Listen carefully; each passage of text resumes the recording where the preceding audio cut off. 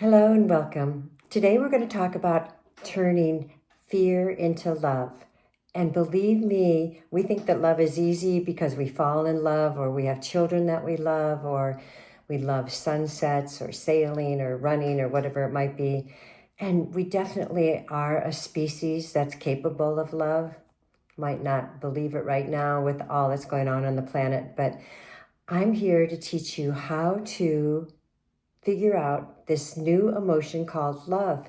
And I call it a new emotion because decades, thousands of years ago, even hundreds of years ago, love wasn't even thought about because you couldn't attach to people, you couldn't attach to even experiences because life was so much about survival. And even babies weren't even named until they were 2 years old because their survival rate was so low. So imagine that. Imagine that even back to Neanderthal or whatever it was that we started out as. Love was not around. It was probably chemistry happened sometimes, and fear and courage and anger, things like that. But as an emotion, we're just learning about love. And if we're going to learn about it, what can we create with such a wonderful emotion? The starting place is with yourself. How do you start loving yourself? And the way you do it, we're totally trained out of loving ourselves. Because if you think about our childhoods, we were taught when to eat, when to go to school, when to get up, when to go to bed, never to really honor what was going on inside of us.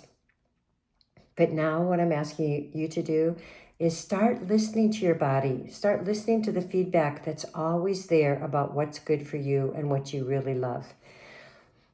Maybe you're an ocean person or a mountain person, or you love babies or children or helping others or adventure or excitement or traveling or art or numbers even. I know people who love numbers. We all have our strengths, but it's different for each one of us. And it's okay to start figuring that out right here, right now. Because as we start really realizing what we love for our lives, then we can be more loving people out in the world. I've talked before about the vibrational level. We all vibrate at a certain level. And the higher the vibration, the more we can bring light and love to people.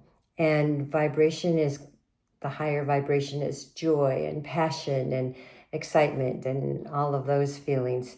The lower vibrations are worry, anger, resentment, depression. And those vibrational levels hurt us. So how do we do this? The Dalai Lama is an example. And I've told this story before about how he was going to meet a reporter and the reporter was so nervous. He was going, I'm meeting the Dalai Lama. What's he going to think of me? Am I dressed okay? Whatever it might be. And his car pulled up behind the Dalai Lama's, and Dalai Lama got out of the car. And Dalai Lama at age 80 is jumping up and down going, I'm so excited to meet you. I'm so excited to meet you. And here the reporter was down in worry and doubt and feelings that were not a high vibrational level. But I think that the Dalai Lama lives at a very high vibrational level. I've read it. He's at 800. And it's not RPMs, but his vibrational level is 800. The world might be at 300, the average person. Look at what your vibrational level is. And if you think you might be 400, 500, maybe even 600, can you raise that by taking your life and going, what do I want? What would bring joy to me today? What do I look forward to today, tomorrow, this moment? What can I look around and see that brings me joy? What makes me laugh? What makes me smile? And there really are so many things. We're given a million things on this planet. The planet itself is such a gift to us, and so many wonderful things are available. It's just a matter of what makes you happy and what brings you joy.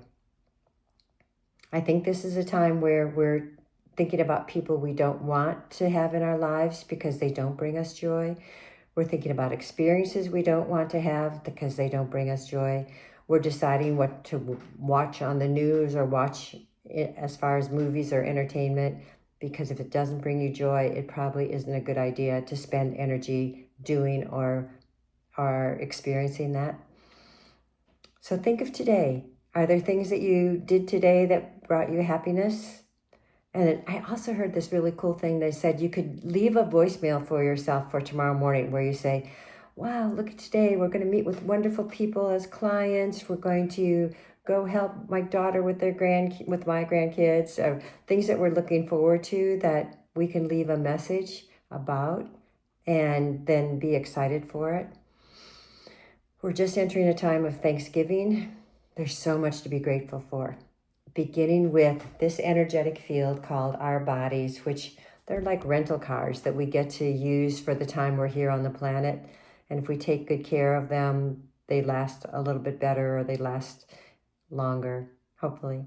But we need to first honor that and then start honoring our wishes, our dreams. I talk to people that don't even know what their dreams or goals are. And we want to keep dreaming as we enjoy each moment that we're alive and we're present. So it's a combination of things. We're going to change our thinking so that if people, things, ideas hurt us, we're going to move away from that because we're loving ourselves. And if there are things that we really love, we're going to start adding those into our lives and not let limitations stop us. The limitations start in here with our brain saying, you could never do that, or that's too expensive, or you don't deserve that, or it's impossible, or whatever. They're usually messages we heard in childhood. Thankfully, I had a dad who said, Janet, you can do whatever you want.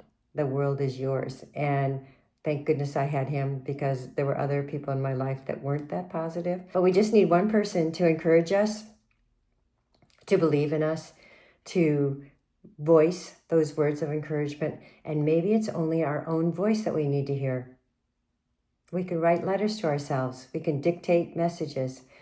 Let's start with saying positive things to ourselves. Like, I am strong, I am brave, I am dependable, I am funny, I am intelligent. Anything you can say to yourself that is an I am that will help encourage you. Be your own cheerleader. So our goal is to start loving ourselves, to get better at the quality of love. We're so good with anger, fear, sadness, all these things that hurt us. Let's start getting better at being loving towards ourselves and towards others. And that's our assignment. And if I can help you in any way, I'm Janet Whitney, a marriage and family therapist. Please give me a call.